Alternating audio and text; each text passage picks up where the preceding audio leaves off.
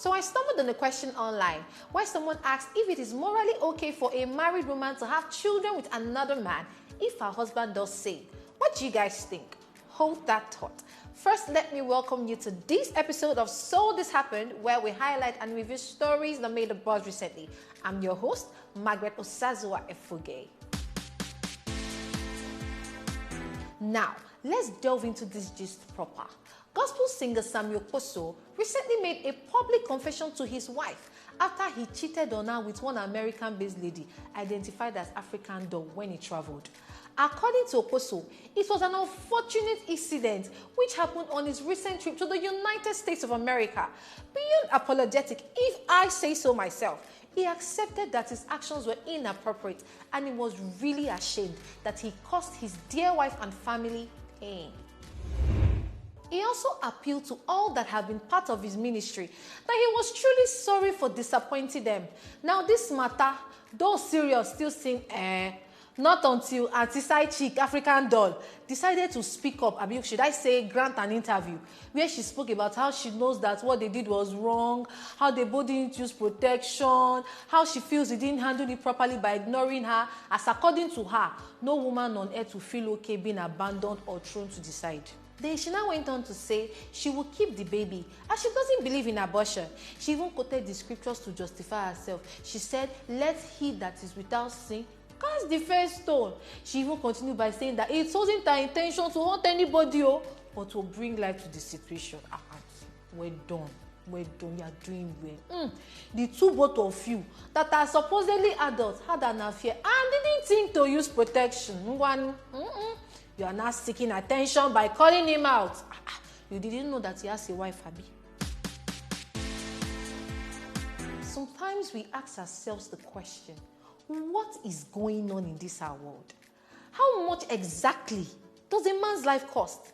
Because in the case of this boss, who thought his apprentice's life was lesser than 1,000 naira? Hey, it's something crazy, An 11-year-old apprentice, identified as Sunday, has been beaten to death by his boss for allegedly stealing 1,000 naira in Ogba. 1,000. It was reported that the suspect, Uchechukwu, aka Aloy Omojesu, has taken to his heels, leaving Sunday's lifeless body in the hands of his fellow apprentices who reside with him. According to reports, Sunday was suspected of theft when the manager of Uchechukwu's gas business, Blessing, discovered that the sum of 1,000 naira was missing at the close of sales on Saturday. Uchechukwu and his other apprentices were said to have suspected Sunday after he gave an unsatisfactory response when questioned by the manager. Now, according to an eyewitness, he said when Blessing asked him how 1,000 naira went missing, he said the money was with a customer who did not complete payment for refilling gas. Now, Blessing told Sunday, "Follow me, let's go and meet the customer and collect the money." But when they got there, the customer said the complete money was paid. The customer, however, said the money he owed them was for another item he bought in the shop. But Sunday never told them that he sold an item to the customer that Saturday in the first place. Now Sunday came and their boss got to know about what happened. And when he gave no reasonable explanation, the boss asked Blessing to take him home. According to Godwin, Uchechukwu began torturing Sunday with a wire when he got home around that 10 p.m. Subsequently, Godwin and another apprentice, Stanley, left for the backyard when their colleague's plea for mercy was ignored. Now, while they were at the backyard, they heard Sunday screaming for help, but their boss continued to beat him and didn't stop till he stepped out to meet them at the backyard around 1 a.m. People just calculate the hours. Now, when they didn't hear Sunday's voice again, they thought he had already had his bath and slept. But when they saw him lying motionless on the floor, they still thought, he had slept, even though they saw blood on his body. Now, here's where it gets fishy. Their boss later told them to pack about 1 million naira he had at home and said he wanted them to quickly go to the shop to keep it. Now, the three of them embarked on this journey except Sunday. They left the house around 1 a.m., but when they got there, their boss said, "I forgot the keys at home." Ngwanu, he left the keys at home. Now, Godwin said the suspect told Stanley to wait at the shop while he followed him home to get the keys. Now, he noted that on their way home, their boss confided in him and told him that Sunday needed urgent treatment. To cut the long story short, Uchechukwu knew that he had done something wrong and he looked for a way to run, and guess what? he found it. After fleeing, the boys knew something must be really wrong, and immediately they went back home. And guess what? They met Sunday's corpse. They immediately raised an alarm and reported to the ballet, who assisted them in reporting to the police. Confirming the report, a chief in the area who pled to be anonymous said the angry youths protesting Sunday's death boggled Uchechukwu's shop and carted away with property, as the culprit is presently on the run.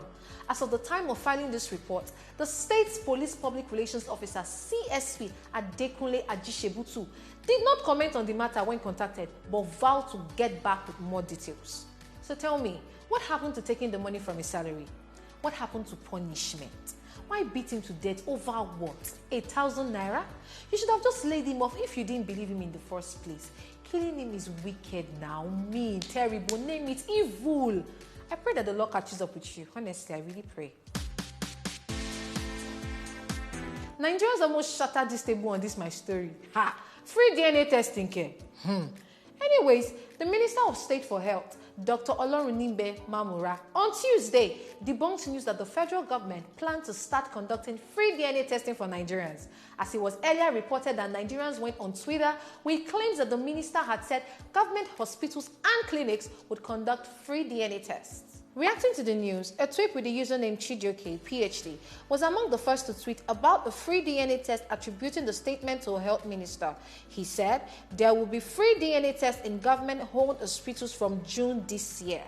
Omotayo of Lagos says, Nigeria government just announced that starting from June this year, DNA tests will be run for free of charge at government hospitals. No more fathering kids the iron years. A big win for Nigerian men and faithful women. At Max Vicious says, with this news on free conducting of DNA tests in government hospitals and clinics, the high courts are really going to get very busy in the coming months. However, the minister, while speaking with our correspondent, said, this is a false claim. At no point did I say this. The claims about free DNA tests are not true. Ha! This man has just single-handedly shattered hearts. Like, this is something worse than breakup. We have come to the end of this episode and So This Happened. Please feel free to like, comment, subscribe on all of our social media platforms. My name is Margaret Osazoe. Bye for now.